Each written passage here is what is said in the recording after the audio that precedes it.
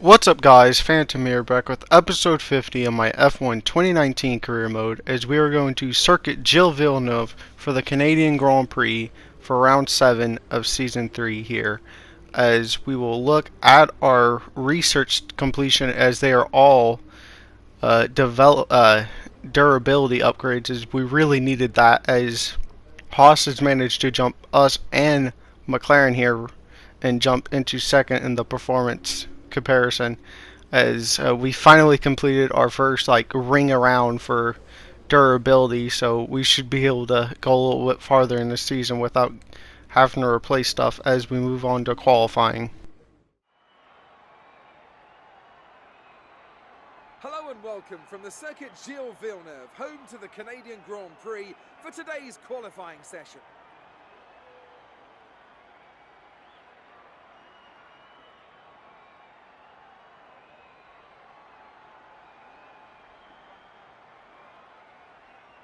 When it comes to getting lap time out of this circuit, it's traditionally been about maximising top speed. Do you simply remove as much downforce as possible, hang on in the corners and max out down the straights? The teams will have arrived with all manner of parts designed to capitalise on the long straights. The cars will be that much harder to drive in the corners, but everyone will be in the same boat. As we start out here in qualifying 2, as we come through the wall of champions, which we can now legally hit, as we are defending champions right now after winning in season 2. After we start our flying lap here, as we go a little bit wide through corner 2 and we get on the curb there, but Bottas here is being an absolute teammate here and giving us a great slipstream down the back and front stretch here, as we will come across the line and be P2 and Q2 and easily get through, as Raikkonen, our teammate, is in P4, as we will move on to Q3. As we are here at the end of Q3, as there is about a minute left as we go through the final chicane here to start our flying lap, as this will be our one and only shot as we come out, and we actually don't use the full amount of track, but we do use the full amount of curb there at turn 1, and we keep it a little bit tidier through turn 2 here as we come through the last chicane, as Stroll's been giving us a tiny bit of slipstream but not much. As we come across the line, we will be on pole position for the second straight year here, as our teammate Raikkonen is in a brilliant 4th, as Alfa Romeo is really starting to come together here, as we will move on to the race.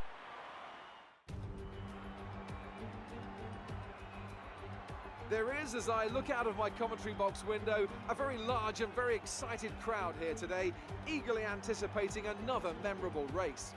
Lewis Hamilton took his maiden win on this circuit in 2007. Jenson Button came from last place to win here in 2011. And there's certainly no shortage of drama on offer here at the Canadian Grand Prix. We'll be seeing top speeds of around 210 miles an hour here at the circuit Gilles Villeneuve, with around 2/3 of the lap taken at full throttle. High-speed chicanes spell potential danger, especially at the infamous Wall of Champions. And watch out for overtaking into the hairpin and the final chicane.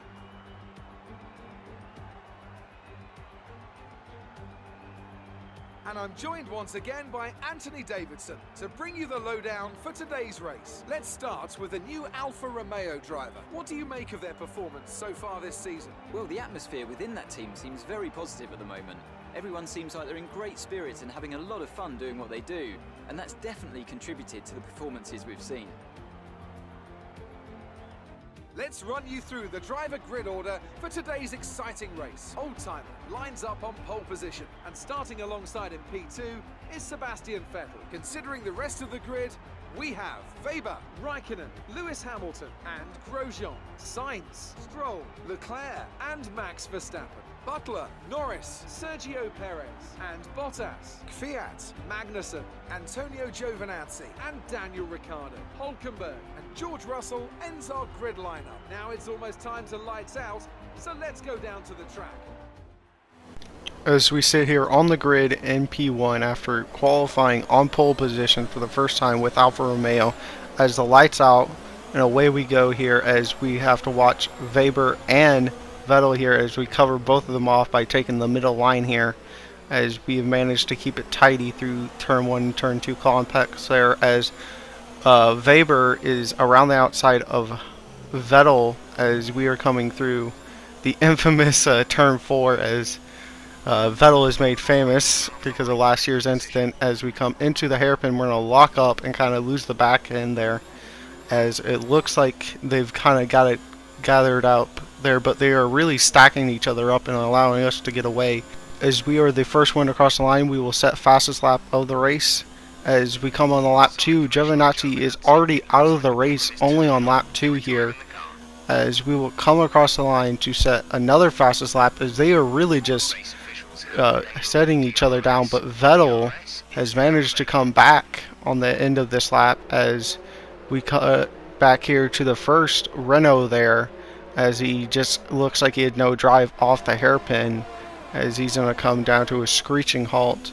But coming onto lap 5, Vettel has started to catch us a little bit as we lock up and go wide into the hairpin here, as he's right on our tail. But we have a really good top speed down the backstretch, and he hasn't been really able to catch us as we come into the hairpin and take it a lot better, as we were going to come into the pits at the end of this lap. As you can see, Vettel is about 4 or 5, about 5, 6, 7, 8 cents, something like that behind us, as he's catching us by a little bit, as we're going to go into the pits here, as we are braking nice and then we get hit up the back by Vettel. As you can see, we get a collision warning. As you look at the Ferrari pits, they're really fast to get a new front wing there by the Ferrari guys, but he will have to get that replaced, as he is, what, 4 or 5 seconds behind us. As we look on the replay, he just kind of runs into the back of us, as we nearly lost it there, as he had plenty of time. And as that's the one thing with the AI, they want to be exactly precise, and they try to run me over for it. As we are coming out of the pits here, as it looks like one of the Williams here, is it's going to be Russell, as we're going to try to go around the outside, as he kind of just blocks us off there, as we are kind of not paying attention there, as we will rejoin back in 13th. As we come up to the hairpin, still behind him, still stuck, as Vettel will catch up to us if we cannot get past him, so we dummy to the inside and go all the way around the outside here. As with the regulation changes, Williams are once again the worst team on the grid here, as our teammate Raikkonen is in the pits, as we easily get past here. But as everybody's going to come in, and we think Ricciardo might be going in, as we're not really used to a car ahead of us, as that's where they were really slow at in the final chicane, as we're easily able to go around the outside of him, as we are now behind Bottas, who's having an absolute terrible time, as he qualified back outside the top 10, as we're going to go down the inside of him and Kvyat all at the same time, as Kvyat's going to go in, but Bottas is going to stay out for another lap, as he's on medium tires, as we will come across the line to set also the fastest lap of the race, as Butler, who also started back outside the top 10, will pit, as we will reclaim our lead of the race here. As we come across the line, we will go red, but as Vettel comes across the line, he will set another fastest lap of the race here, but with that wing damage and having to replace it, he has lost too much time to us, as we will come across the line and win another Canadian Grand Prix. Fantastic. You've won the Grand Prix.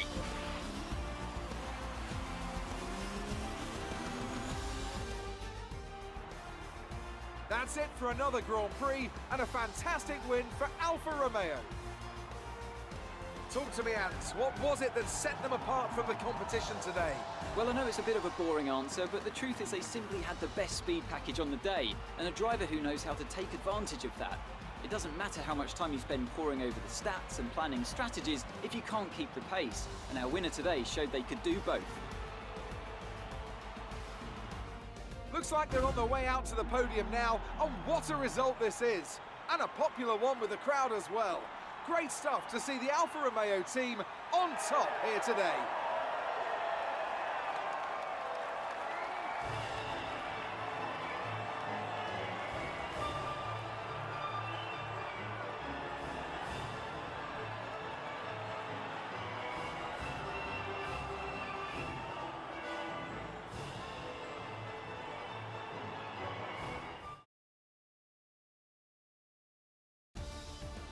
And after this round of the World Championship, here's how things look in the drivers' table. Sebastian Vettel will be very happy with that result as he extends his championship lead. So, Anthony Davidson, who would you rank as your driver of the day? Well, after a drive like that, it's got to be Devon Butler, hasn't it? Confident, aggressive. You could see how hungry he was for every position he took today. It's time to see how things are shaping up in the Constructors' Championship. Mercedes continue to extend their lead. Another team that will be satisfied with this Grand Prix is Alfa Romeo, whose good result moves them further up the championship. Well, that was certainly an incredible weekend of racing. Be sure to join myself and Ant for more exciting Formula One action soon.